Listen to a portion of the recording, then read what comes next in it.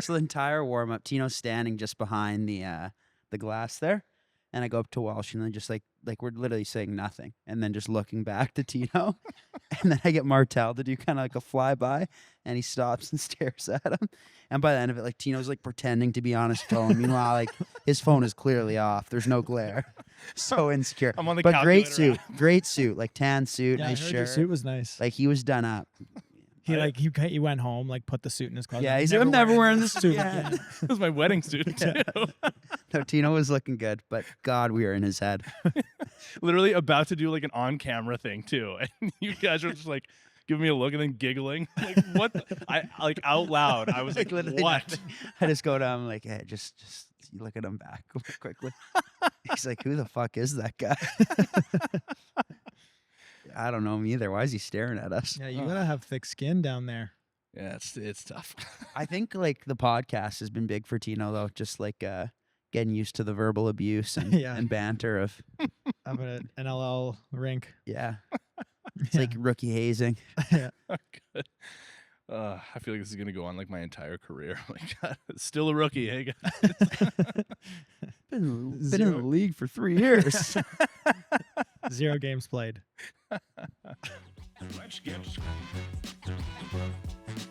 All right, we're back. Episode 8 of Morning Shootaround, and the regular cast of characters for the most part. No guests this time, just the OGs, Christian Del Bianco, Tyler Pace, and myself. Jamie behind the camera. You might hear him on mic a couple of times. But a big episode 8 coming up.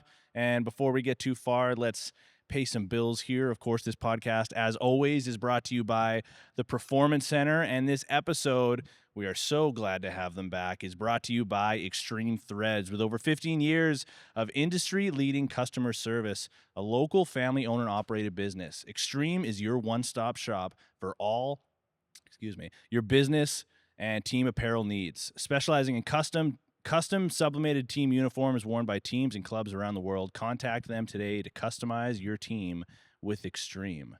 It's a little rusty on the ad read. Yeah, been a week or so. One Hey, week without the Extreme ad read. that's all right. Pretty good. Yeah. Thanks, Extreme. Appreciate you guys. Appreciate you guys. Glad to have you guys back. Del's big win for Vancouver this weekend, 4 in a row. How's it feel? Feels good. I mean, it's fun out there. Nice to get home wins, obviously. Pretty good crowd for a Friday night. Feels like the arena might be getting fuller and fuller. And Tyler, like you're still out of the lineup right now. Not that like we don't have to get into that, but I don't know. Are you a guy that watches like I would assume you're watching Calgary's games kind of thing, and like a big one over Sask this weekend. But are you watching most of the games while you're on the sidelines? Yeah, I'll tune in. I'll kind of like have it on, and then if something happens, I'll take a peek. But I'll be on my computer doing work and then kind of glancing up at it or just listening to the play-by-play and the color guys. And then if they have some excitement, then I'll perk up a little bit. But really, I'm focused on the Roughnecks, what they're doing, and then kind of keeping tabs on some of the teams that we might be playing here coming up. Pretty sick win for Calgary. Huge win. That's huge massive. win. Like we go into Sask, who obviously they've clinched their playoff spot. They're a really, really good lacrosse team, and that's sort of one of those historical rivalries that has been around for a long time. And to go into their barn and get a game like that in sort of a must-win situation, it's huge for us. Yeah, Rosie did not get exposed that game. That's for sure. No, he had a good he day. was a hot player. It's a big one as well. Like a week or a few days after you just like pump the rebrand tires, and then you guys go in there and have your way. Setting him up just to knock him down. Eh, Tyler? That's All- like all reverse part of the bulletin plan. board. Yeah, reverse bulletin board. We better be nice to them. Yeah. Okay, it was a big weekend in sports away from lacrosse, and Alexander Ovechkin breaking the NHL goal scoring record that was previously set by Wayne Gretzky, like felt like one of those sports moments that's almost bigger than the sport itself. You know what I mean? Like one of those ones where, I don't know, for me at least, my brother is a big Washington Capitals fan, like has been for years, but it was one of those ones where in our family, like you kind of remember where you were when you watch it. At least that's what it was for us. Like what did you guys watch this? What did you think about it? Like, I don't know. I don't even know if you guys are big hockey guys. Like, Yeah, I think growing up in Canada, you're just sort of you're into hockey. Like whether you're a big fan, you're watching your team all the time, that's like another question. But you understand hockey when you watch SportsCenter or TSN, it's always on, like the highlights. So this goal chase obviously has been a thing for the last couple seasons, and then especially this season. Then he breaks his leg. Insane. It's like, is he going to come back and do it this year? Or is he going to have to do it next year, kind of thing? And then he closes the gap, and then all the big boom started really when he had those 2 against Chicago. Like that's when all the media outlets were kind of recognizing it. And then he gets the goal against who did he play? Columbus? Islanders. And that's Against a Russian goalie. Wayne scored his last goal against the Islanders too. And Really? in the same amount of games, I think, played. Yeah, Same he amount of broke games. the record Wow. in the same amount of games that it took Gretzky to set the record. And so the Islanders goalie, Ilya Sorokin, was he was the only active goaltender that Ovechkin had never scored against. And that's who he broke the record on, which is crazy. That's wild. Like storybook. Yeah. It is wild. And then I was listening to Part of My Take, and they were mentioning that when Obie scored the goal, like back in the day when he was sliding on his back and he scored that one, that like Austin Matthews Yeah. was in the crowd, and now Austin's like sort of the next guy up to potentially take this crown from him. So it's I don't know, it's a really cool moment. And I think if you're not around, like if you're not from Canada or Russia or like these big hockey communities, you don't necessarily like understand the magnitude of something like this. But everybody thought that this was like impossible to do. So I don't know what we could put into perspective is like this mark in history. But yeah, it's pretty cool. Well, so I have here in my notes a question that kind of relates it back to the lacrosse world.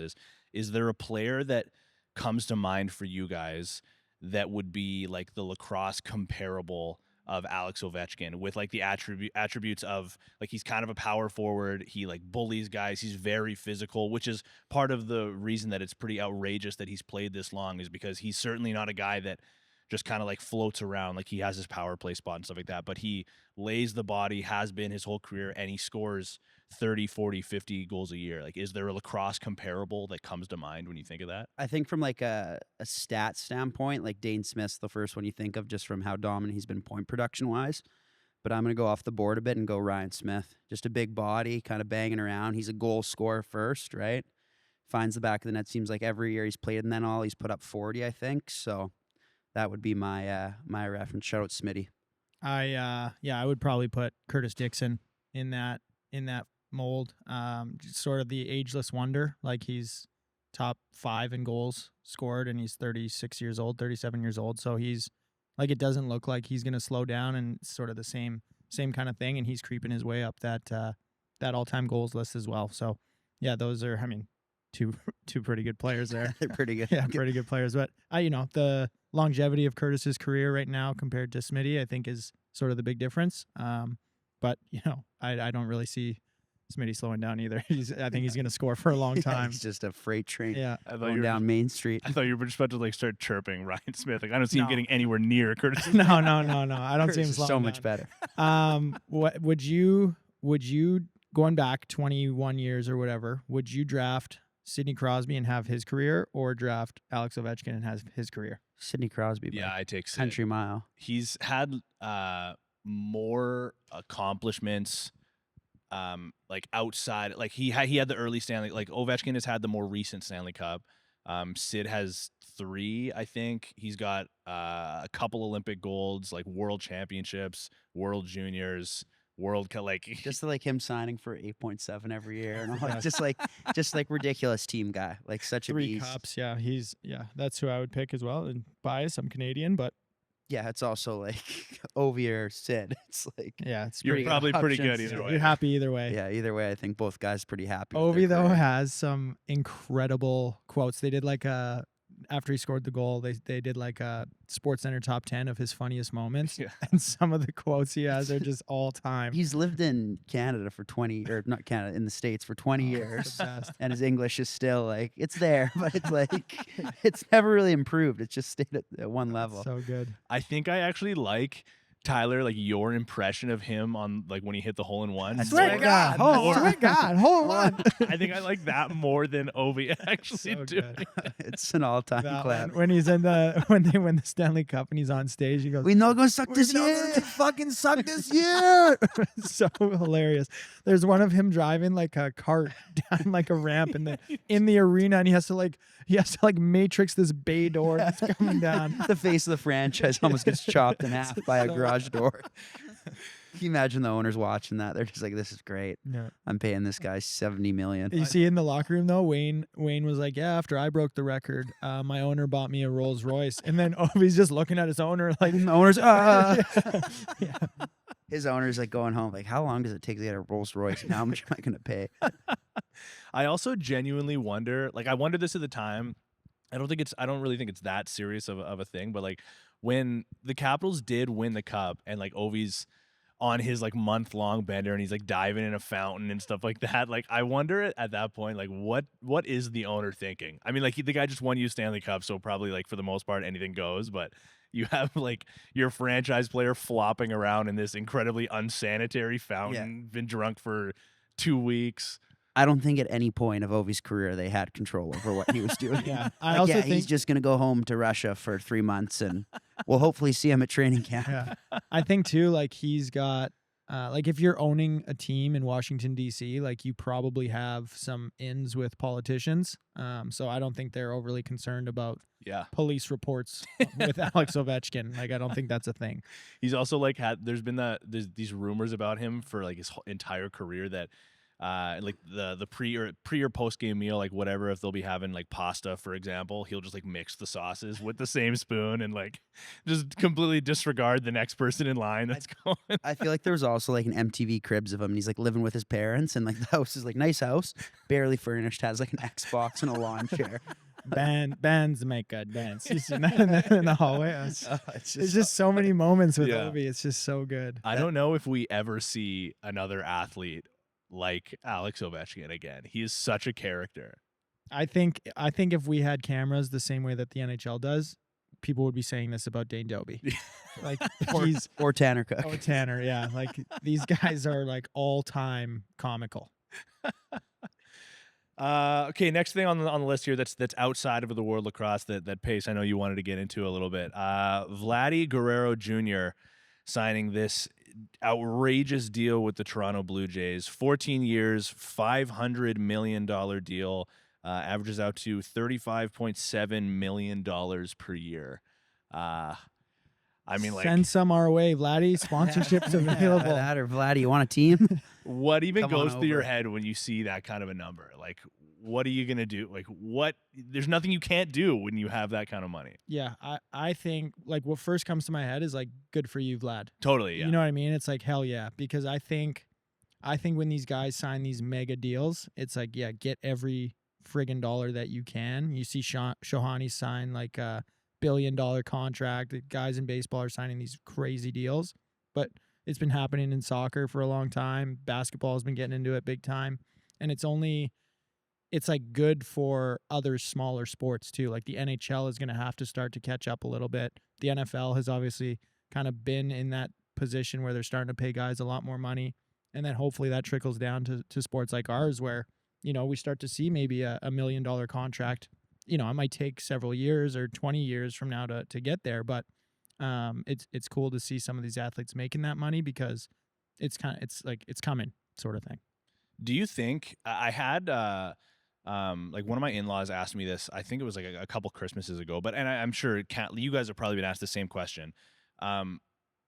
Is there a point where athletes are getting paid too much money? And to be clear, I mean, too much money, I guess that's kind of pretty like open-ended. When I was asked this, I was like, no, because I think the person that asked that kind of question is typically just saying they're just playing a sport. Like, why are they making this much money? But there is so much more that goes with it when you are NHL, NFL, MLB, like these primo level athletes. There's a lot more that goes to it than just simply playing the sport. So where do you guys come out on Yeah, this? I think the value of the skill set comes from how much money the teams are making, right? Like it's realistically it's percentages, right? I think this player is clearly an asset that between jersey sales, wins, keeping their team competitive brings value.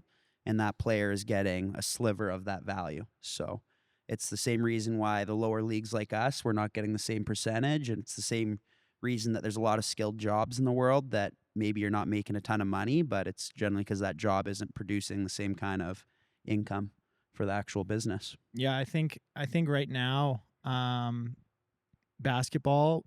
I don't know as much about the MLB, but I think basketball is the only sport where their collective bargaining agreement has the players earning 51% of the revenue share, and then the owners take the other 49%.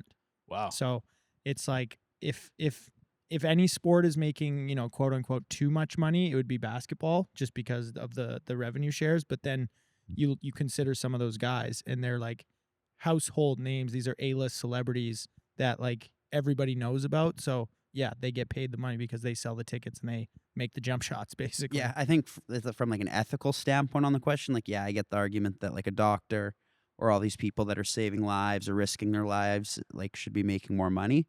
But at the end of the day, it's dollars and cents. It's just if money's coming in, they have more money to actually give to the workers. Yeah. I think probably with the guys like LeBron James or like Messi, like some of those guys that are, like you said, A-list celebrity. If that question is going to be asked of guys like that, I think the same question has to be asked of like pop stars or like people that are in these world famous bands, because it's more or less the same argument of like, if you're going to say these people are out there making all this money to play a sport, okay, well, this person is making all this money to perform on a stage kind of thing. Yeah, But you heard us, Taylor Swift. You're making too much. but there is, when you are that household name, there's so much more that comes with that. So yeah, I just don't think it's as simple as they're performing on the stage. Yeah, I think the NFL is like the sport where those guys are not paid enough. Like they need to be getting paid more money. Soldiers. Overall. They're soldiers. Soldiers. Like those guys, like that today might be their last day on earth. You know what I mean? And they're going out to sell 50, 60, 70,000 tickets in their coliseums, and you know, they're making $3, $4, $5 million to run into 300-pound guys who are trying to take their heads off. Yeah, like, it's crazy. That is one sport where it feels like you're being compensated for years off your life. Yeah. Like I bet you, if I don't know, there's the stats obviously probably out there somewhere, but I bet you NFL players are living shorter than the average human or the average professional athlete. Did either of you play other sports growing up? Yeah, I was big time into soccer, and then I tried hockey, played like high school basketball, and then won a state championship, Division II private school state championship in Sick. Virginia for football. Congratulations. How about Kicker. you? Kicker, wide receiver, outside linebacker. Those are my three positions. That's awesome. That's awesome, man. So you got your- Backup kicker. Sean Steen. Shout out Sean Steen. He was our lead kicker. I just had a year, grade 9 football. I was the left guard. I don't know. Played strong safety. Was a terrible receiver. Just a team morale guy. I've said this about Delbs for like years now, is that if it weren't for lacrosse, nobody would consider Christian an athlete. Like he's only good at lacrosse. That's it. I have beat you in multiple other sports. What? Beat you in wrestling. Wrestling. Yeah. That's just a weight thing. That's just outweighted. Just dominated. Touchy subject. Ping pong. I beat you in. Yeah, ping pong. You beat me in the swim walk race in the water. Yeah, we At one point we I had think we like got to a- do this. We should finish it. It was like 2-2 series. It was me versus him in random I think we should sports. just restart. Yeah. Restart, and we'll like that'll be a segment or a series on the here. show. We did. So we had a thing where me and Delbs were arguing that like who's more athletic, basically. And I was like, man, I'm more athletic than you. It's like no question. And so we decided to come up with like a decathlon of not really sports per se, but like activities in some sports. For example, like we might do a 3-point competition in basketball. Instead of playing one-on-one, it's like, let's do a little thing like that. I'd rather go one-on-one. Okay. We did, sure, like sounds good. We did like a race. We were in San Diego. We raced in the pool. We did like a wrestling match. We played ping pong. What else did we do?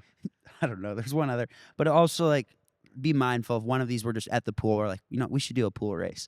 Then we're at a bar. There's a ping pong table. Yeah, ping pong. That's what Yeah. So we're just like making up. like we're not decathlon, planning yeah. it. We're just like showing up. Like something hits us in the face, and we're like, yeah, we should put that in there.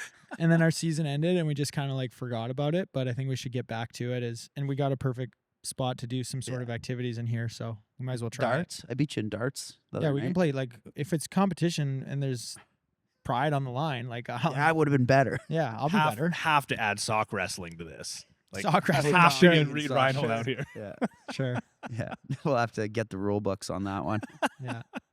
The half sock that Reed has on display could be the trophy. Maybe that's something that our viewers can like put together as a list of kind of sports. Yeah, viewers submit 5. Submit 5. Everybody submit Yeah. 5.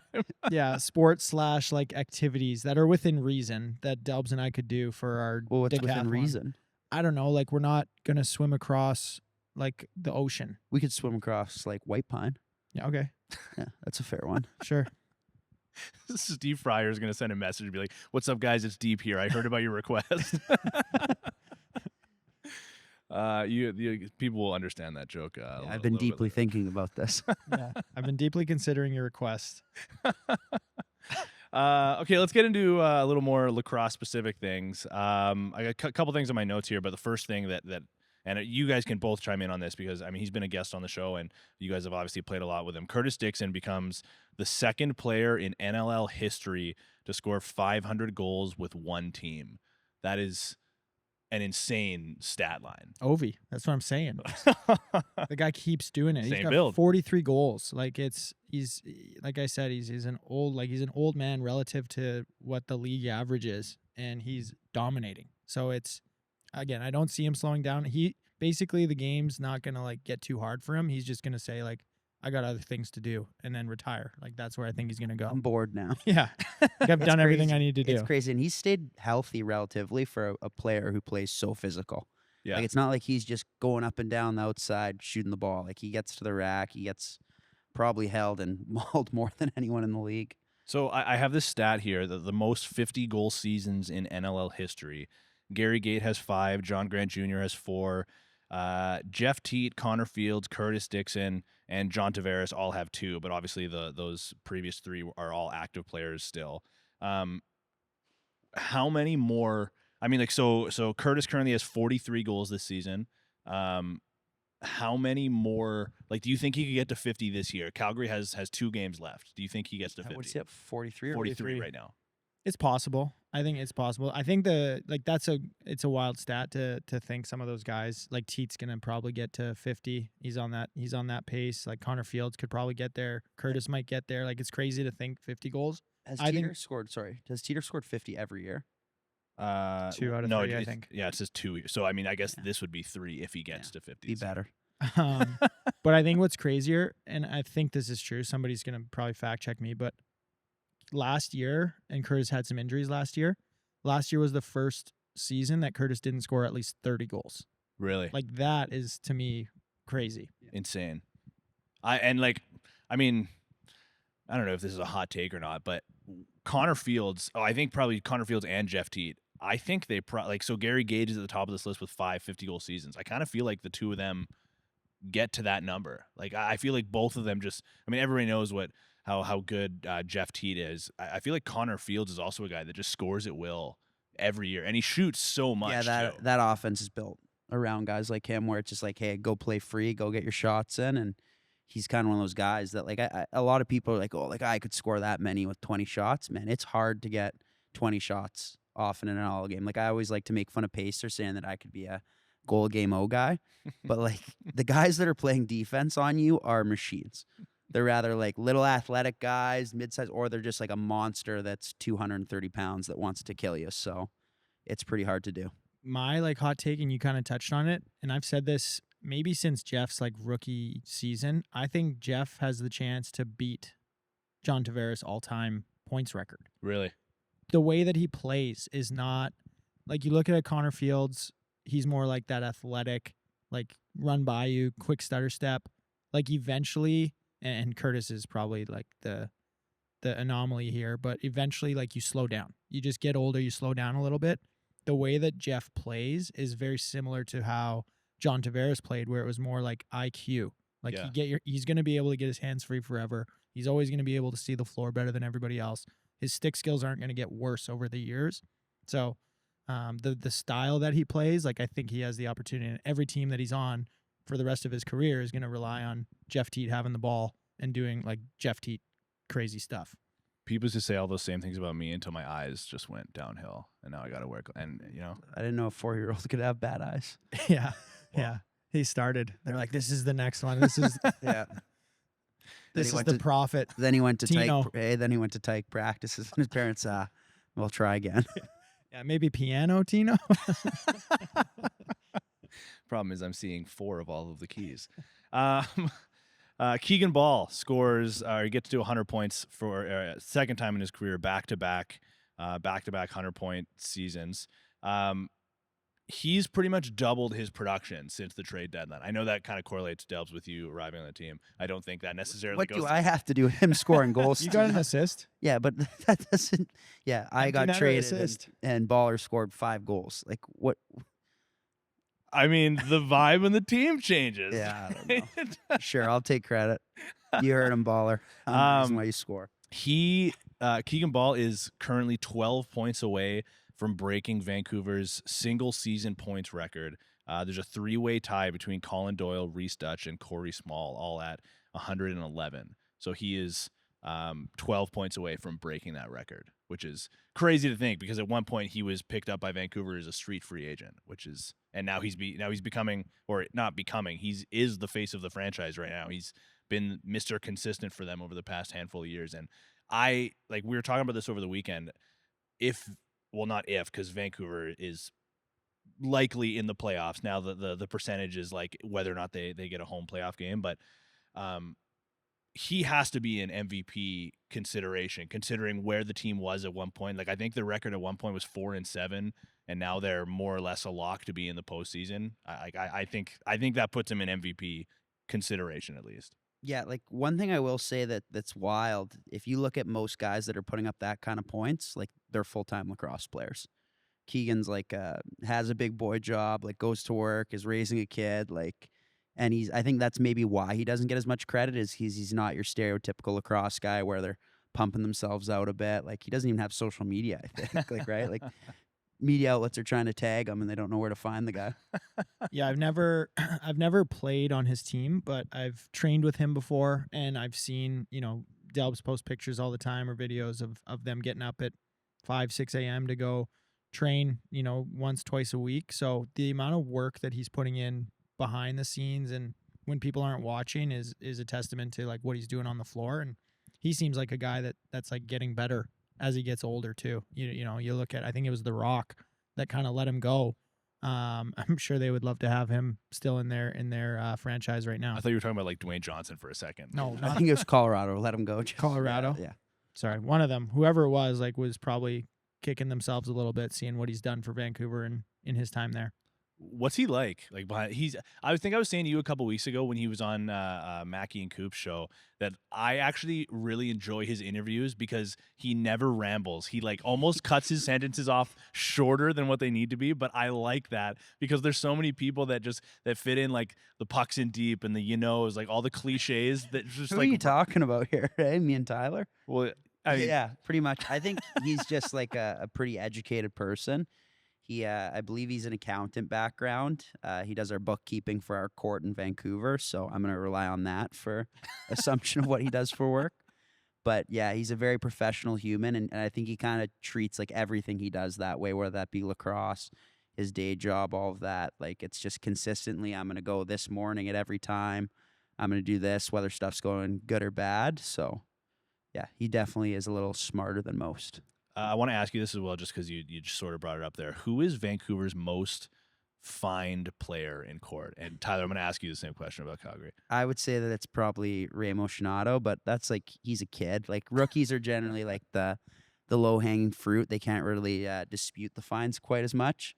So they're just stuck at the mercy of the court, which is not always the most considerate place. What's he doing to get fined so much? Breathing. Like, to be honest with you, like, there's not much that you can do about it. Yeah, the rookies, you got dues to pay, and you deal with those in court. And the way, like, we do a rookie quiz every week. So Ethan Ticehurst puts together a quiz about maybe it's the city that we're in or a guy on the team, and then all the rookies have to participate in this quiz. And then what we've done is started fining the coaches as well. Like, we've started finding like our coaches, our GM, like our ops lady, like the trainers, whoever it might be. And so whoever finishes last place in the quiz, like gets the least questions right, has to go to the coaches and tell them like serve notice. yeah, you've been served with this many fines or whatever. So they have to, one of the rookies has to go in and be like, I need $20. Yeah, collections. Yeah. It's so good. So who is Calgary's most fine? Austin Dukeman. Okay, that was gonna be my guess. Goofy. Yeah, Big big goofy. Yeah. He's the best. That's unreal. We did a talent show, and for rookies only. Like that was one of the quizzes, was you have to do a talent show, and 3 out of like 5 of them did card tricks. And then Dukeman gets up there and does beatboxing for like a minute straight. It was so good. It was so good. He probably thought after too, like he probably finished. That was like actually like I know it's a joke, but pretty good. Yeah, he was like, "Oh, back in high school, I would beatbox all the time." I was like, "That's amazing."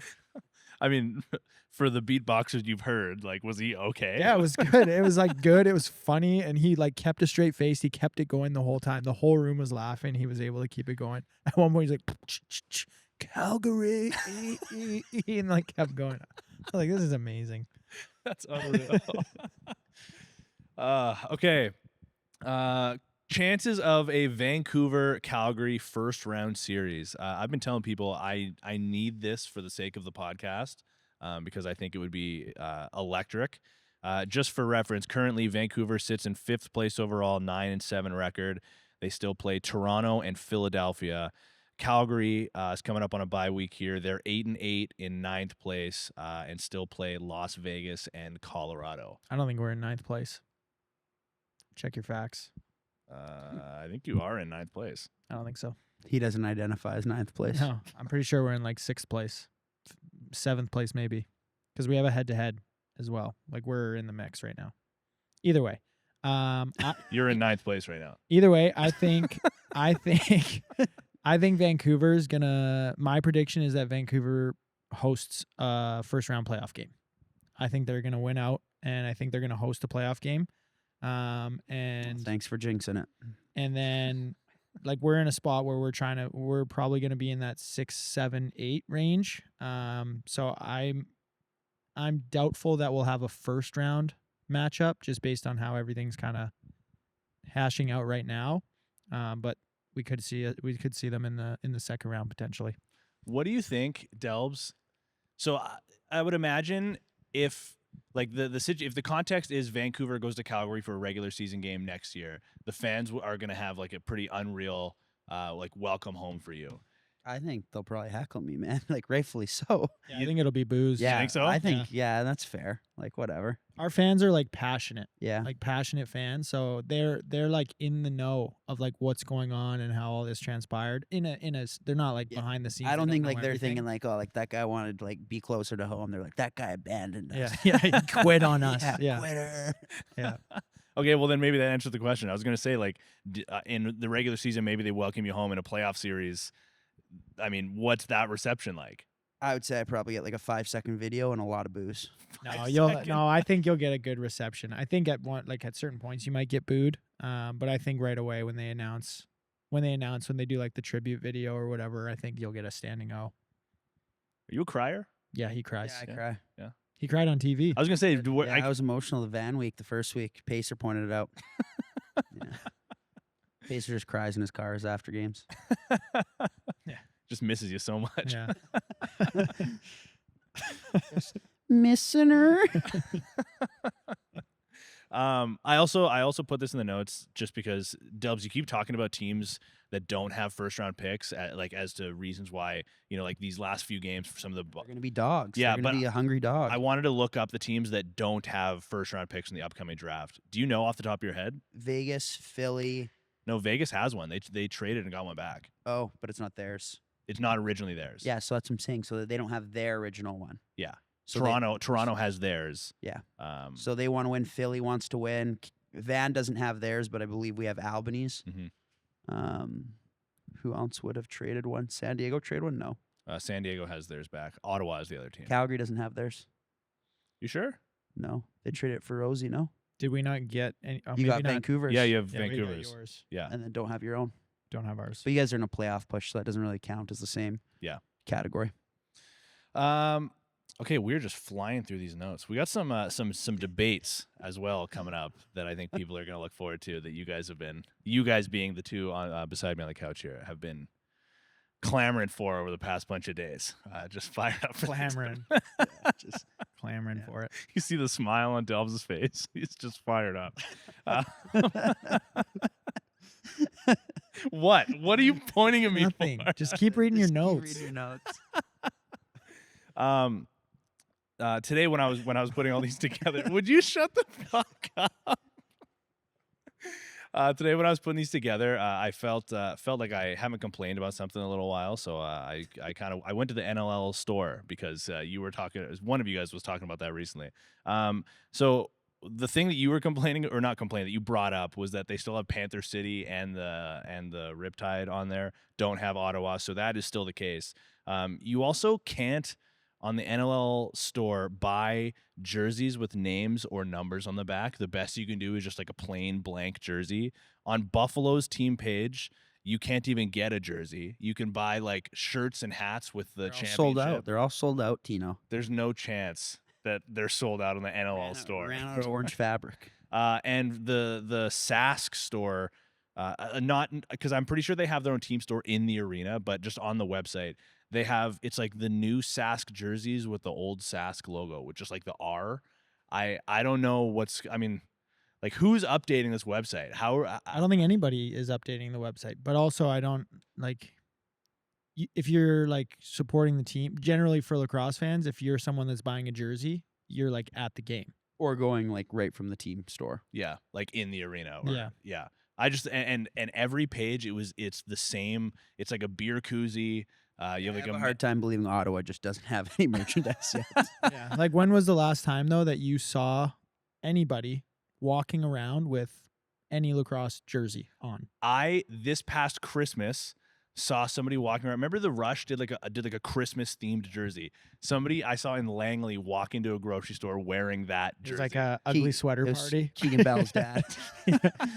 Mark Matthews on the Bob. back too. So they didn't get it from the team store. That's a good jersey. Yeah, pretty unreal. So yeah, I just felt like I haven't complained about anything in a little while, and felt like I should bring Just some negative. should complain about the league. Hey, give him the nod. Let him do a game. And got another one in a couple weeks. I got the Philly game in a couple weeks. what suit you gonna wear? Not the tan one. I'm not going to tell you. Yeah, that's okay. And I'm not going to go down to the corner during warm-ups. Just bullied him away. Yeah, we just hazed him. Stay up in the booth. When somebody tells me it's time for like the in-arena hit, I'm just like, I don't want to go down. Their Delves is gonna see me. Can we wait 10 more minutes? Also, something I was thinking about today, the NLL, I wish that there was more room for them to be doing like pre-game shows and post-game shows. And I was thinking about it in the context space that you were talking about, how there's oftentimes just like that loading screen of just the NLL logo. There should be airing clips from our pod during that time. We probably have to pay. Actually, I don't even know if they would take money for it. Like they clearly don't want the money. Yeah, I don't. Do they clearly not want the money? Well, you're telling me nobody wants to sponsor the NLL? Like that's bananas. I was just thinking, especially this weekend, like on the game that I was doing, I felt like in the context of Vancouver doing really well in the recent future, it would be kind of nice for fans that are watching on the broadcast to kind of have like a post-game show where there's maybe a player interview or a coach interview, or even just like air the I know Vancouver doesn't really do like a press conference. It's just like the filmed interviews, but there are other teams. Colorado does a post-game press conference, like Sask. I don't know if Calgary does or not, but like I wish that stuff was part of the broadcast in some way, so that there is something leading up to the game or closing out the game. So it's not just game starts, we're right into it, game's over, go find something else to watch now. Well, I think even like the Minto Cup had something like that with like you and Donnie and Jake and all those guys, Teddy. So, I mean, I think that's something that maybe they can mimic. I don't think that was a huge expenditure, but I think there is some time and effort that's needed to set it up, obviously. Yeah, I think like we're missing like the panel. You know what I mean? Like the Kevin BX, Paul Bissonnette, like we're missing that panel, the Shaq and Chuck. Like we're missing those groups of people in the lacrosse world who are like, we need like Colin Doyle. Games. Yeah. He'd be a beauty too. That'd be awesome. Just Colin, Dallas. Yeah, Dallas Elliott would be incredible. Yeah, just electric factories. Yeah, we got to get guys that are like that know enough about the game, that are willing to sit on a panel in one location and just kind of watch all the games throughout the weekend and then dissect them or talk about them pregame. Because I think that would be helpful for people to just have like more entertainment to watch. Would either of you post career get into like the media space at all, like into color commentary or a panel role like that, or anything? No, I'm shooting for the stars to be a GM. That'll be my end goal. Yeah, I want to coach. So maybe like I'm Can't not wait to can Tyler. never say never. But yeah, I wanna coach. So we'll see how it all pans out. Maybe I'll be Delbs' coach. Victoria expansion team, that or Nashville, we could go to too. Victoria. We're expansion. not picky. We'll go anywhere. That would be like I bet you both of you would actually be really good in a color commentary role specifically. I found this past summer working so closely with Donville, like I was thinking that a lot over this past weekend. Like I thought I don't think I'm a color commentator, like and I thought I wasn't very good on the call, but when I think of it in like how Donville does games, or even like Mackey, I think is really good. Like and guys like you that have played at really high levels and also like aren't terrible speakers. I think like the way that you guys can dissect the game, I think benefits essentially every broadcast that people like you would be on. I think there is a skill set, just like being able to maintain the level of professionalism and controlling your emotions. Like I think us, like we'd see somebody get greased that we kind of know and be like, oh, that guy's a coward. Yeah, we'd be like talking shit about guys. I do think though that there is like value added in to the commentator, the broadcast team, the commentators, to the referees as well. Like if you've played at a high enough level, you can like see little nuances that are happening within the game that the average person just doesn't recognize. Whether it's like a defender that opens up and like grabs versus a defender that's like exposing his back.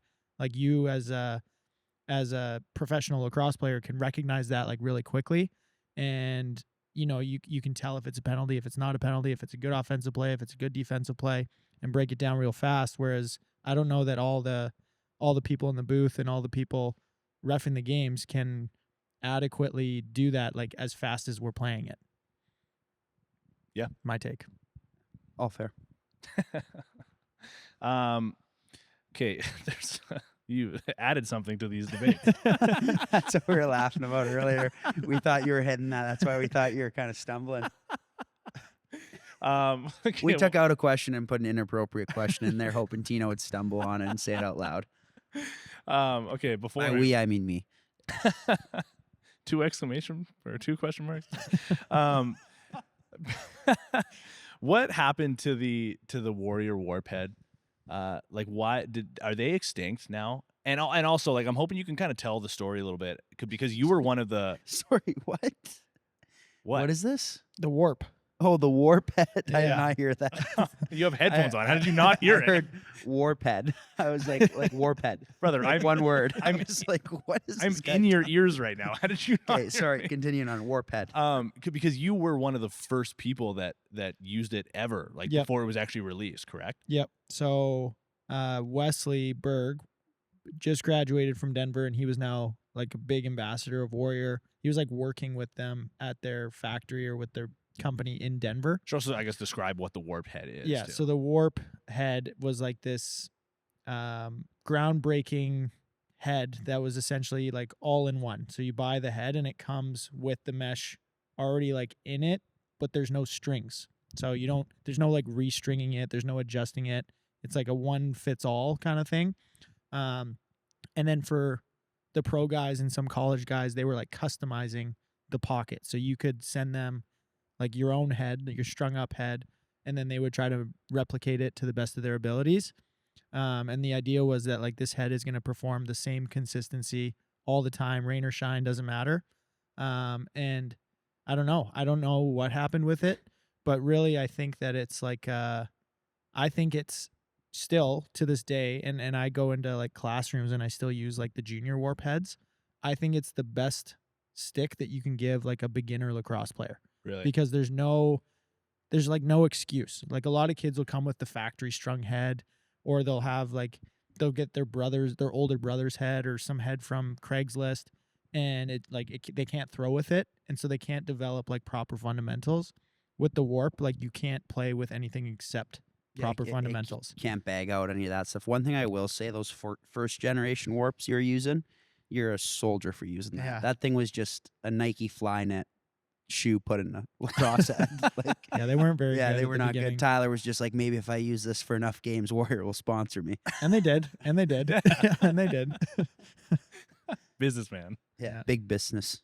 I was always kind of wondering if they were going to come out with a goalie version of it or something like that. Like I was, That'd be terrible for rebound control. yeah. Fun Because- fact, though, I was the first college athlete to use a warp. Yeah, I remember like Not a big deal. long time ago, like in the early Instagram days, I remember seeing you put up pictures with the head and like the hashtag would be like mystery head or so. Like you never named what it was. Yeah. Well, you found out. Okay, so these debates. There's also it says killer whale story here. This is something you is this a debate? No, this isn't a it debate. was a This debate. is, it was a fact or fiction. And I'm going to say that Curtis Manning, who's a doctor, had my side, and the vast majority had my side. But Tyler can explain the story in his own voice because I think he gets quite a bit of joy out It's of the it. best. So we would carpool when Delbs was still with Calgary and Curtis Manning was still on the team. We would carpool to the airport. What So was it called? You should say The what. Carpooligans is what we call ourselves. But it was myself, Delbs, Curtis, Eli, Salama, and Tice. Ethan Ticehurst. So we would usually go in Delb's car and we'd just like meet at his house, pack his truck up, and then drive to the airport. And we would have like debates. Me and Delbs would just shit talk each other. We would talk about like grizzly bear versus gorilla, stuff like that. And one time I brought up the idea that because I had watched like a Discovery documentary how killer whales only eat the livers of great white sharks. And they're all in the car like, you're a fucking idiot. Like, you're so stupid. Why would they only eat the liver? Like, that's the dumbest thing You I think ever they're heard. that smart? Yeah, like you think they're smart like that? And I was like, yeah, I do think they're smart like that. So the whole rest of the ride there to And the then, sorry, airport. he's like Googling. He's Googling great whites. Yeah, I'm like creating these Google searches like Nothing's killer coming up. whale only eats liver, great white shark, nothing's coming up. I'm like getting deflated. I'm like, And fuck, we're I just, can't prove he's this. got like 4 people just ganking Yeah. up on him. Yeah, just hurting my feelings basically. And then we pull into the parking, but Christian's truck can't get under like the YVR parkade, so we have to go to the park and fly and then take the shuttle. So we get on the shuttle. I'm like deflated. Everybody's laughing at me on the bus, and I'm like looking this stuff up. Like, I swear, guys, And I then swear. Crocodile Dundee I swear And chimes to then- in. yeah, I swear to God. And then this guy, like from the rafters, he just kind of sits down. He sits down beside us on the shuttle, and he's like, South African accent. he's like, what is the question here? And we're like, I was like I'm trying to prove to my friends that killer whales only eat the livers of great white sharks. And he's like, actually, that is completely true. I am from South Africa, and this is a true fact. This happens all the time on our beaches. I was like, yeah. And then like we're not even upset. We're all just howling because like Tyler was like a dog with his tail between his legs, just like, well, like I'm trying to explain. Yeah. Oh, it was so It good. was so funny. I don't think we recovered. Like we were walking on the plane, still chuckling about it. Yeah, it was good. Okay, these debates. Do you guys have it? Because I'm not going to read what you put down. Do you have any? Because the one that was there is deleted. Yeah, you deleted the one. Yeah, grizzly versus the gorilla. Yeah. So He thinks he's team gorilla. I used to be team gorilla because of thumbs, but okay. Wait. So what is the question? Like, what Who do you wins? Win Who in Who a- wins in a wins? fight? yeah, Like, fight to the death. between a gorilla and a grizzly bear. Yes. Okay. So I did while you guys were talking This about. is the information people need to know, Tino. I was googling the size of a gorilla and a grizzly bear while you were just telling this story, just because I wanted to be prepared Yeah, he for it. wants facts. That's And I cheating. was right again, right? Western gorilla, 1.4 meters. I assume that's just height. But Well, that's not a weight. Let's wait. No, wait. grizzly bears are large, powerful animals with adult males averaging 400 to 600 pounds. That's a what animal? Grizzly's grizzly not bear. 400 to 600 pounds. That's not true. No, grizzly bear is like 1,200 pounds. It's more, I think. I googled it. This is the Yeah. first thing on Google. Yeah, 4 Google to how much you 600 could- pounds. No, This is a horrible Google search. That's the D tackle for Florida. Not a fucking grizzly Yeah, bear. that guy's huge. That's a good pull. That guy is gigantic. Yeah. I don't know what to tell you. It's the first Google search, and I'm doing it with one hand here. Okay. Well, yeah, a grizzly bear weighs more than that, Tino. So factually, no. How much does a gorilla weigh? Well, I don't know if I believe it now. Doesn't say weight. It only says height. This is bad Well, why don't you podcasting. just Google? Okay. Okay. Hang Tino's on. ruining this. Hang on a sec. Hang on a sec. Who wins? In No, my- wait aside. Who wins? I think I'm still on Team Gorilla. No. I It's think a grizzly I bear. think the gorilla's like a dog, you know. No, I think they might be a touch smarter. But if you've seen like videos of like the alpha grizzly bears or whatever, like the grizzly bear that's like walking and the other 4 or 5 grizzly bears are sprinting away from this thing because it's like the big dog, that's a terrifying animal. Like there's videos of them ragdolling black bears. It says 300 to 500 pounds, but like that's also on the Google search. So do I trust it? Or Grizzly bears are much larger than black bears, weighing up to 1,000 pounds. The average weight in the Yellowstone area is 300 to 700 pounds for males and 200 to 400 pounds for females. So not as big as I thought Yeah. they were. is that enough of a discrepancy for you to switch over to Team Gorilla or No. no? Oh. No. I think I'm still Team Grizzly. Yeah. They're just ferocious. It's also a lot less fun if all 3 of us are Team Grizzly. But I think gorillas, so I do think gorillas have a chance because, should I do the dog? No. I Don't. think gorillas, No. I think gorillas have a chance because they have thumbs. Like I think they have like, They have 4 thumbs. yeah, but they have like abilities similar to like they would be more strategic about the way Straight that to they're the fighting. eyes, you Yeah, know? they'd be able to like Thumb to the fight eyes. different than a grizzly would. Like a grizzly would just try to like maul, but the gorilla could like grab and like do different things. I think that they stand a chance. And they got big teeth, a big bite. Yeah. They get them on the neck, like right on the back of the neck, and ride them like a bull. This sounds like you're on Team Gorilla. I might be Team Gorilla. I might be switching. I'm sticking Grizz. You talked yourself. I'm a Grizz. I got to stick with the Grizz. I might be switching to Gorilla. That's right. That's the ALL goalie of the year. Grizz. Goalie of the year on the coaching staff of the year. Pretty big deal. Okay, would've thought? Tino, what is the biggest animal that you could like beat in a fight? At PETA. Giraffe. You know, Sweep the legs. Giraffe? Giraffe. Sweep the You're legs. a bananas. giraffe is kicking the wheels. Lions off can't take down giraffes. Maybe I take down a lion too. The Tino's got that dog in him. Actually, like that's not an actual. You think a giraffe? What's the biggest animal I can take down? Yeah, I don't know. You're a monster, Tino. Like a penguin?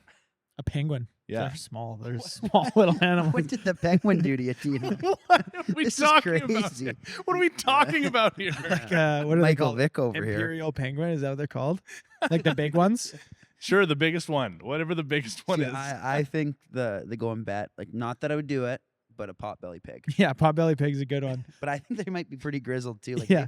like Irvs was telling a story that his like was like holding off a bear one time. That was a little curious. You know what I hate about this is that I give my answer and you're both like, "What the hell is wrong with you?" You said giraffe. Delves gives no. Delves gives his answer and you're like, "That's a great answer." It is Yeah. good. Potbelly pig's good. Great answer. Great answer. Yeah. How much is that weigh? Yeah, they're big. Potbelly pigs can get big, but they're like not very. They're not like you know what I mean. They're not like an agile animal. Yeah, I mean neither are penguins. Yeah, penguins like fair, but that's like they're not. They have no defense. And a potbelly pig does. Yeah, they'll bite Tino's you. just I am Batman. Yeah. Do you want to get into some recaps here, or do you got something else to fire off? No. No. Let's get some recaps and then something else will come I to got us. one more debate. Oh yeah. One more. Oh, from the you want rafters. your debate. Oh, What? yeah. Say yours. Come. Itchy versus sticky. What would you prefer, or what do you hate more? Like what is the You have to question? choose one: itchy or sticky for the rest of your life. I think itchy. Yeah, I would go itchy. I'll just scrape off my skin before I feel sticky. No, I think sticky. No, Sticky all the way. I Team think sticky. sticky. no, No no. Like way. everything you touch. Yeah. You know what itchy feels like? Like Yeah, my all the left ear is time. itchy right And- now. But like, think about how satisfying it is to scratch that. Like, yeah, but if you're scratching all day every day, Like that's brutal. But I think you get People used with to it. eczema- Scratch your people with flesh off. eczema are watching this like these guys are idiots. I got eczema. You got eczema? You seen that video? You got eczema? I also just think like, you know, if you're staying at a hotel and you're having like waffles or pancakes in the morning and like the communal syrup, like you touch the handle and now your hand is sick. Like that is one of the Just 24/7. That's Yeah, what it you're does dealing suck. Do you Everything think? you touch. Do you think you would get used to the idea, like used to being itchy? Like you wouldn't It would be just feel like itchy pins anymore? and needles 24/7. I feel like it just become like white noise. with like moments of relief. Like if you were having like an ice bath or something, I would imagine there's like a moment. no, of, it's just constant. But what if it just like gets No breaks. worse? So like you'd never get used to it. You're just always like itchy. You're just always itchy. How do you get stickier? Like it's just you can only get so sticky. you've maxed out. Your Yeah, you stick. you maxed out a stick. Too much stick. But like you wake up in the morning, you're stuck to your sheets. Like you're stuck to everything. You couldn't be. Dubs is sometimes stuck to his sheets. Yeah, sweating. Just sweating. Yeah, This sweat. couch Yeah, right sweat. now, That's this what it is. That's casting what he tells couch right now. Hannah. Hannah, it's just sweat. You're an idiot. That's so offside. Okay, should we get to the recaps then? Oh yeah. Yeah. You sounded so disappointed after that. Good chime. I know. I was having fun there. All right. All right, tell me when you're ready. Yeah, born ready. Week 19 recap. In this week's TSN Friday night special, the Battle of the Prairies did not disappoint on Redneck Night in Saskatoon. Saskatchewan's dynamic offense was held in check as only 3 rush players found the back of the net. Curtis Superman Dixon led the way, scoring 3 and helping on 2 more for Calgary, whose playoffs hopes were on the line. Nick Rose stopped 57 of Sask's 63 shots, proving his value once again with a second win over a top 2 team. Riley Isaacs and Griffin Hall each scored their first NLL goal, and Matt Sykes was tumbling down the floor for his first as a Roughneck. Roughnecks 10, Rush 6. In Vancouver, the Warriors hosted Albany, who were in a must-win mode, but it looked more like must-not-score mode, as Christian Del Bianco finally knocked the rust off by stopping 37 of the Firewolves' 41 shots. Keegan Ball continued making his way into our weekly recap with 4 goals and 3 assists, and that's about all the action from this one. With the Canucks more worried about who Elias' friends are than a playoff berth, the Warriors might be the hottest ticket in town, and a home playoff game could mean a packed Rogers Arena. Warriors 10, Firewolves 4. Off to Halifax, where the scorching hot Thunderbirds took on a hungry SEAL team. Danny Logan kicked off the scoring just 11 seconds into what was an exciting back-and-forth first quarter. Randy Stats bookended a 6-goal second quarter for Halifax, which the Seals could not overcome down the stretch. Clark Pedersen records 7 points, and Ben McIntosh adds 6 to his total to lead their teams. As the game drew to a close, some scrappy stuff ensued, and the Thunderbirds proves that they are willing to rough it up all the way to the playoffs, even if that means crossing some of the referees' lines. It feels like Halifax doesn't play away games, and they look like a place nobody wants to travel to in May. Thunderbirds 13, Seals 10. In Rochester, Jeff Teat and his gang needed a win to keep their playoff hopes alive, but the Nighthawks controlled the tempo of this one from the opening whistle. In what is easily the most poorly lit arena in the league, Connor Fields was able to shine with 9 points, while Ryan Smith added 4 goals to his impressive numbers, bringing him to 47 on the year. Nothing very exciting happened in this one, but Rochester still looks friggin' good. Nighthawks 12, Black Bears 6. Down south we go, where the Swarm played host to Philadelphia. Mitch Jones had some pre-workout, sniffed the smelling salts, and then peeled Adam Wiedemann 1 minute into the game, creating a spark that the Wings have desperately needed lately. Joe Reziteris led the way with 11 points, while Lyle Thompson tallied 7 points of his own. Deacon Knott gets his first NLL win as Philly stops the bleeding and finally gets a win. Wings 15, Swarm 13. To the Centennial State we go, where Colorado hosted Buffalo in a rematch of back-to-back championships from 2 and 3 years ago. In a must-win game for the Mammoth, a slow start saw them fall behind early to the Bandits team, who must feel like they have something to prove heading into the playoffs. Colorado tied things up at 6 before Buffalo scored 3 goals in less than a minute and never looked back. You can never count out a Mammoth team who has Dylan Ward in net, but missing Eli McLaughlin, Zed Williams, and Robert Hope is a tough hill to climb. Josh Byrne continues to play the NLL on easy mode, tallying 10 points as the Bandits prove to the Loud House who the big dogs still are. Bandits 15, Mammoth 10. Finishing up in the Sin City, the electricity in the building was at an all-time high, as dozens of Desert Dogs fans got to experience Dollar Beer Night with an OT thriller as entertainment. Rock president Josh Dowick led the way for Toronto with 5 goals, while Holden Cattoni was looking to play coach, trying to call a timeout after the actual coach had already called timeout. But it didn't matter because Jack Hanna is really athletic and was able to score his second shorthanded goal of the season in an overtime game to clinch a spot at the tables in the Bellagio. Desert Dogs 14, Rock 13. And that's your Week 19 recap. Hot damn. Yeah, good work, Tyler. That's Good all job. right. Because That was Jack mid. Hanna's really athletic. Yeah. That was mid. Not happy with your performance? Nah, not happy. It Should is what it is. It will be funny if the Prez catches on for Josh Dowick. Captain America and the Prez. Yeah. I hope it does. I think that's a good little bit I got going with Josh as like the team owner, president. Do you know him at all? Yeah, I've met him. He went to Denver, so I've kind of seen him like Gotcha. in passing, and we have that little, we have that like DU nod. But no, I actually probably know Jamie more than I know Josh. I was hoping it was just gonna be some guy that you have no idea who it is, and no you idea. create this nickname, the No. Prez. The Prez. All right, Jamie behind the camera. Do you want to get some listener questions underway? No, I think you got a microphone. I think you can read them. Yeah, yeah. Yeah, that's good From the call. rafters. Yeah, coming from back here. Okay, first question. MVP race, Fields or Dane? I can't see. I still think it's Dane. I have a hard time.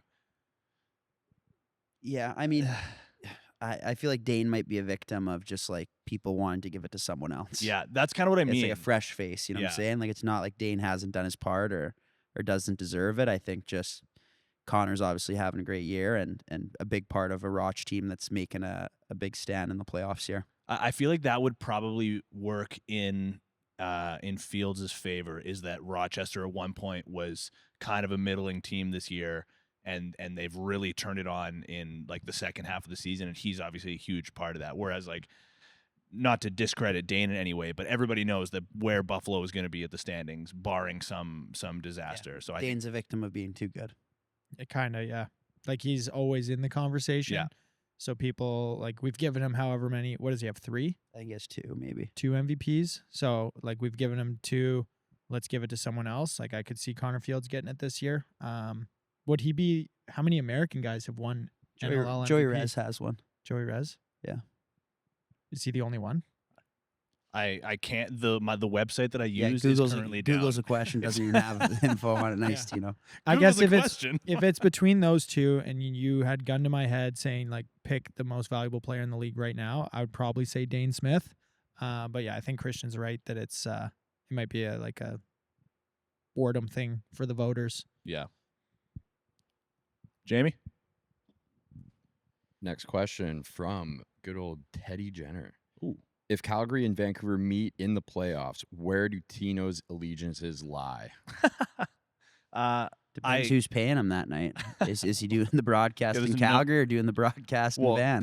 Teddy's doing the broadcast, regardless of where that game is. I could care less. I feel like people are probably don't believe me, but being on more the media side of things now, like I'm cheering for like stories more than like. Of course, I want Vancouver to have success, and I want the guys that I know that are in Calgary to have their success. But like, I could care less. Couldn't care less. Thanks so much. That's that Denver education.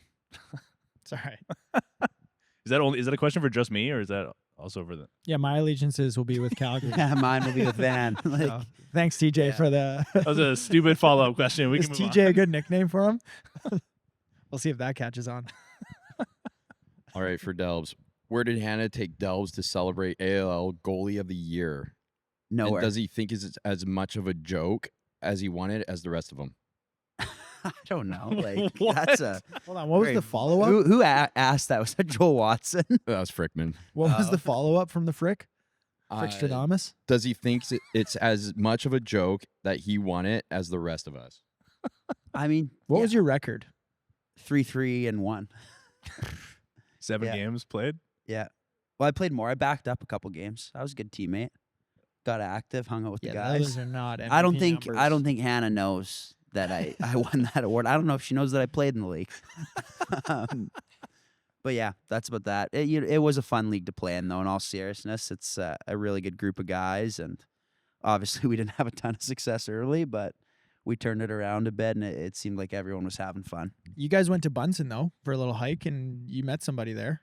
Yeah, me and Hannah went for a hike around Bunsen Lake, and the mattress, Dwight Metke, runs into us. So of course we're like Legend. halfway around Bunsen Lake with the dogs, and I stopped for 50 minutes to talk to Dwight, and Hannah's like, we just can't get away from this sport. That's the greatest goalie in Vancouver history. Dwight the Mattress Metke. All-time nickname. All right. Who has the best goal song? Like team in the league. Yeah, what team? You like that one? That or Calgary? I like Calgary. I too. like Calgary, but I like Halifax's. Yeah, the heave away or whatever. Yeah. Heave away.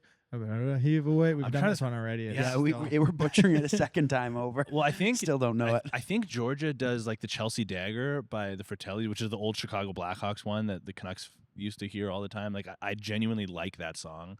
All 40 people are just going insane. bonkers. Oh yeah. I can't really think of any like iconic goal songs that are in the league. What do we do in van? I just see You like, just the have the smoke machines. horn. Your The guys' smoke horn. machines are flying when we score. That one. I don't know what it's Oh called. yeah, yeah. doesn't Dun, fit. dun, dun. Yeah, yeah, Yeah, see, he yeah. got it. Like the NHL 06. Your or guys' whatever. goal horn is so obnoxiously loud. Yeah. I think we nailed that goal song. Yeah. Oh yeah.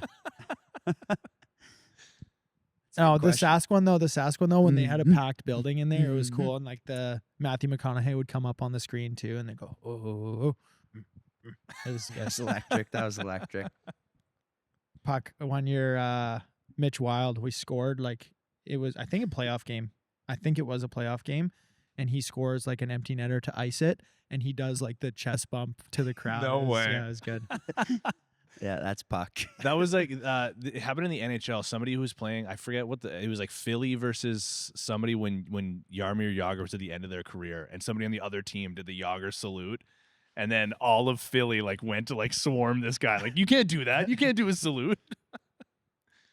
Yager's Okay. favorite player. Guess who it is? Pacer. So Pacer, fun fact, Pacer wears 68 because Yogs was playing in Calgary that year, and this dummy thought he was going to get a jersey swap out of So it. Yager's like my favorite player all time. Yeah, Though. Yogs comes on the floor, just talks to Wes. Pacer's just in the corner. Yogs, I'm here. I wear 68 too. He's like, How that who is went. this little kid? Yeah, who's this boy? Yeah, Jaromir Jagr, favorite player. He was asked in an interview, is Jaromir Jagr. Good. That's gold. You Okay. guys kind of have the same hair. Next Now. question. With some talks of a couple teams possibly folding, where could we see the next team? Nashville. That's where everybody wants. I think that's where all we're the just players we're just gonna speak it into existence. Yeah, Nashville would be sick. Edmonton, maybe. They bring a team back to Edmonton. Yeah, those were the two teams on my trade request. Nashville and Van. I don't know. I feel like Winnipeg could be a market that gets a team similar to like a Saskatchewan type place where there's nothing except the Jets. So like you'd have the Jets and maybe they're also called the Jets. The two Jets teams in Winnipeg. Don't hurt yourself with this creativity, Tyler. Really thinking about it. The Torpedoes, the Winnipeg Torpedoes.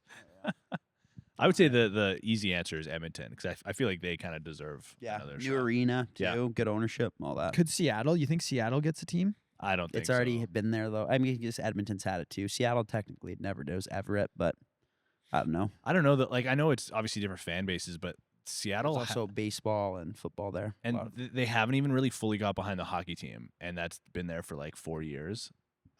I don't know. I would say Edmonton before Seattle. Yeah, I've heard rumors about potentially like Baltimore, which Baltimore is big. Like they used to have a team. They're big field lacrosse state. Like a lot of what would that team name be?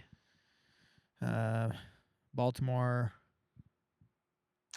Birds. Sick, really good. Birds. Baltimore Really Birds. good. What kind of bird? Baltimore Blue Crabs. What? That's like their thing. Blue crabs are their thing, or Yeah. crabs are their Blue thing? crabs. Blue crabs. And they eat it with Sounds what's like the? that'd be somewhere else you'd find those blue crabs. I don't Pace- get it. Pacer Sully would just be snapping his fingers. Yeah. Crab people. What Like a blue waffle moment. Oh my god.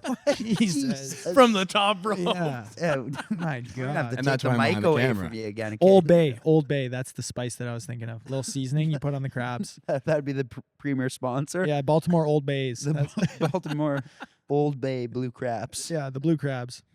Okay, All right, next. next question. This is ridiculous. Baltimore Blue Crabs, BBC. That's crazy. That's on Tino's search history. This episode's so bad.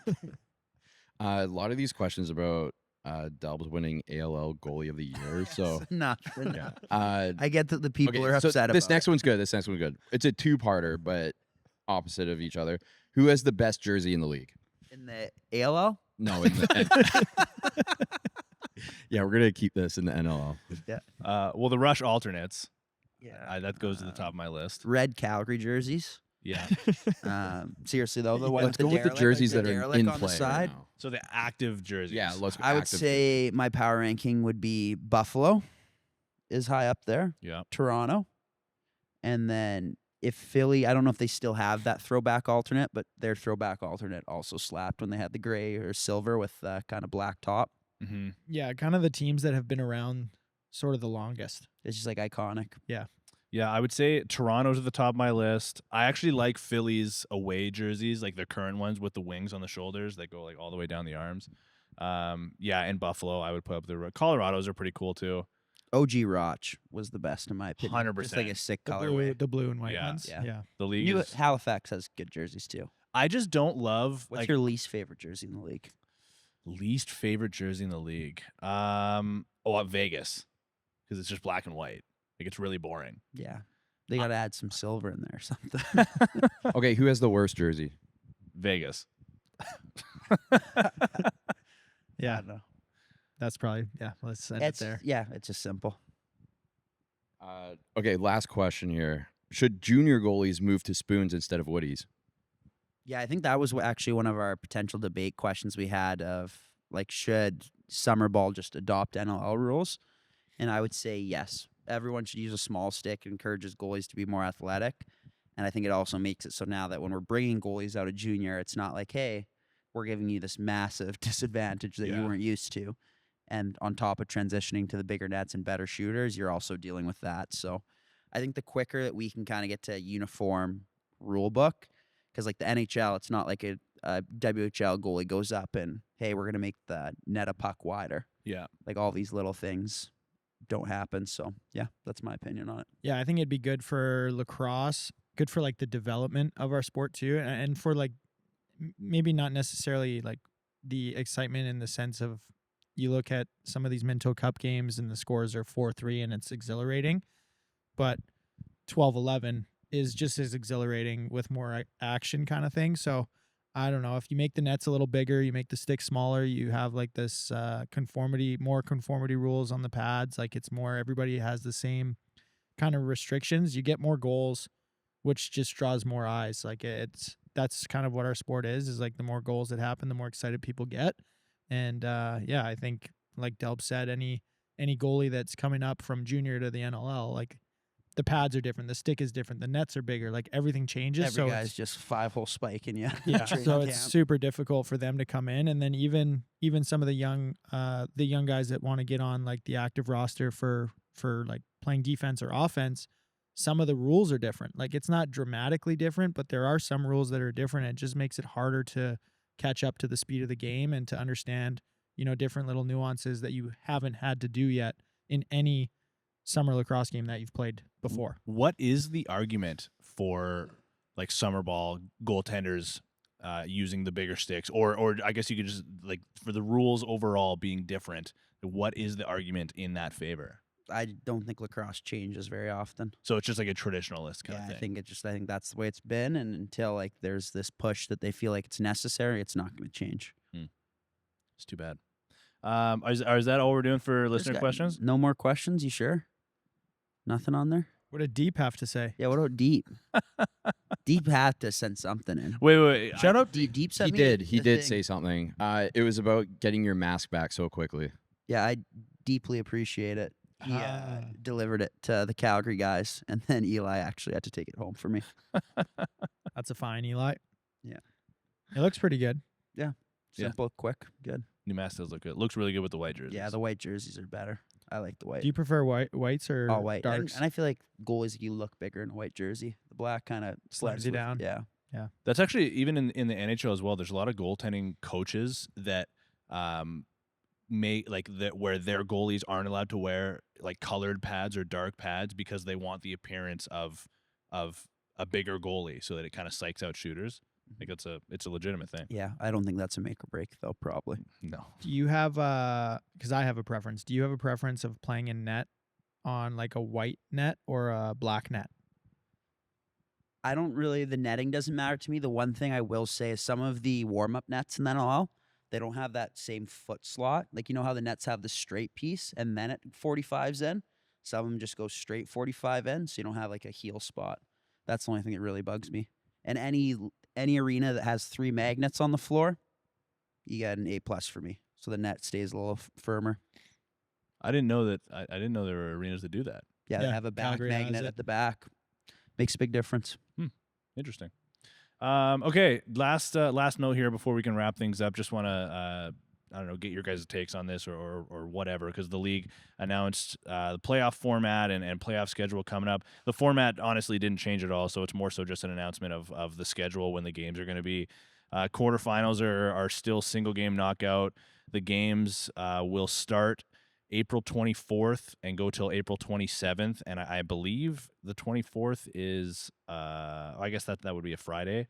But then the next series, the series will start on, they'll go from like Thursday to Sunday with the possibility, because the semifinals and the finals are a best of 3. So with there being a chance of a third game, it goes like Thursday is the earliest game, Sunday is the latest game, and then a chance for game 3 if needed will be the following weekend.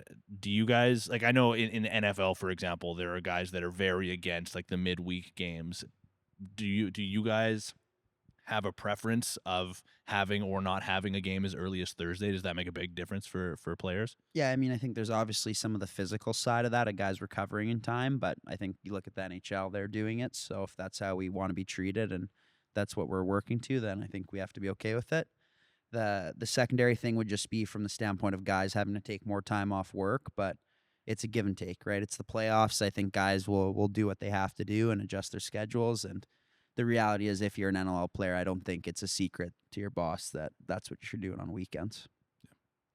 Yeah, I mean it's tough. Like if you're playing on a Sunday, let's call it, and then you're playing again on Thursday, like that's a quick turnaround.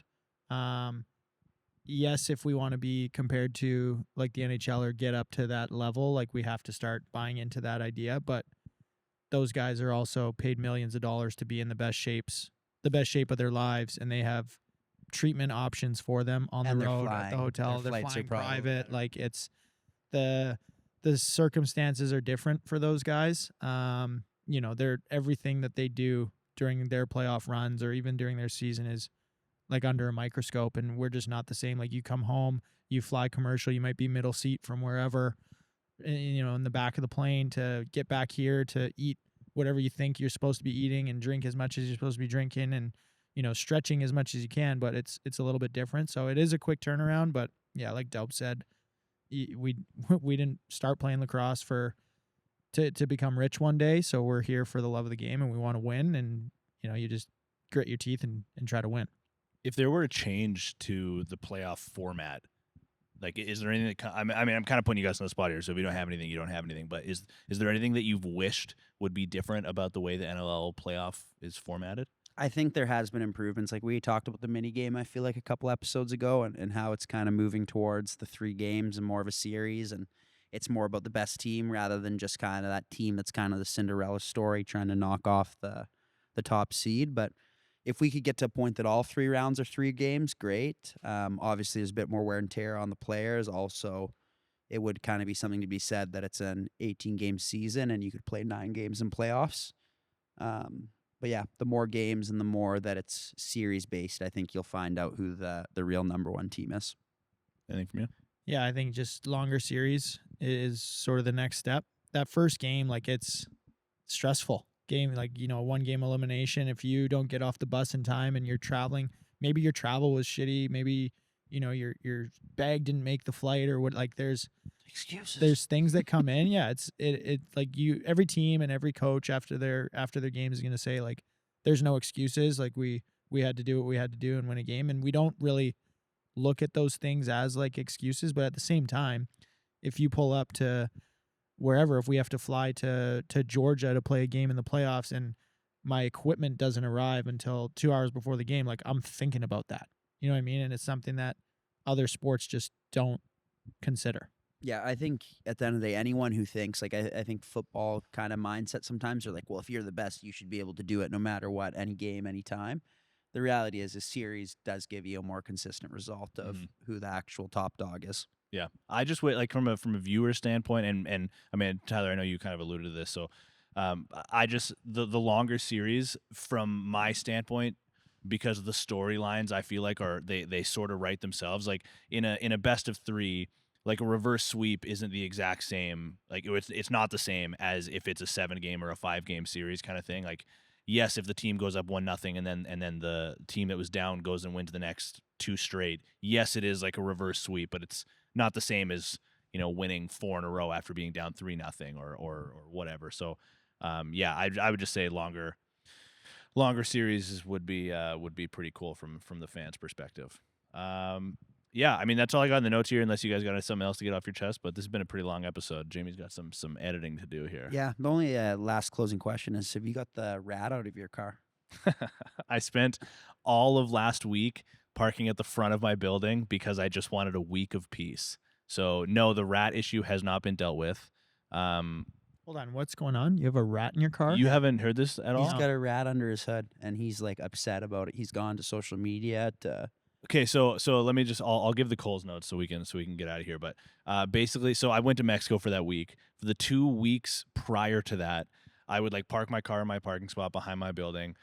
One morning I was driving to work and there was just this heinous smell. Looked under the hood when I got to work. There was rat shit and piss everywhere under my hood, kind of thing.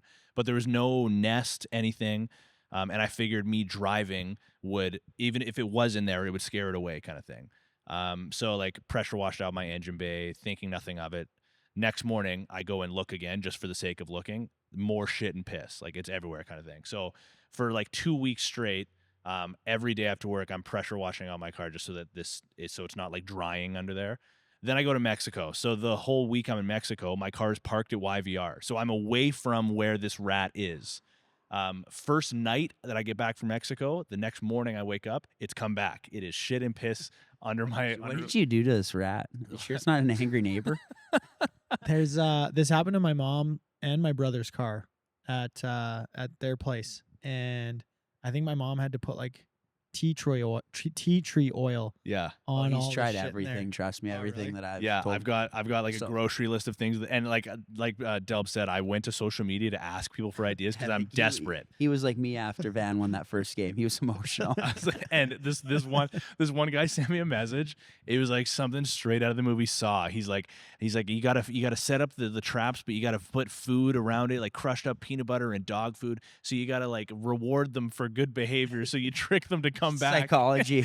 And then they're gonna come back and they're just gonna think that the food on the trap is just regular food, and then you get them. But he sent me a picture of the traps that he uses, and he like puts nails through those wooden traps. He's like, it's a like a gruesome buzzsaw. scene, but It's a gets the buzzsaw. job. It's like a bear trap. Yeah. So long story short, Orkin Pest Control Companies will give you a 2-episode sponsorship if you help Tino out because he's pretty upset. I'll wear your shirt for a year if you have merch. Probably the games too. All right, is that all we got? We're We're good? Cool. Okay, this has been a long episode. Hopefully you guys have enjoyed it. Thank you to the Performance Center. Thank you to Extreme Threads. Happy to have them back for another episode. And as always, we will see you next time. Thanks, guys. Thanks. You know what we'll be taking out of the episode? His blue waffle. Like, Yeah. what the fuck did that come from? Like, fucking Tourette's moment. Tourette's moment. Crabs? STDs? That was my moment.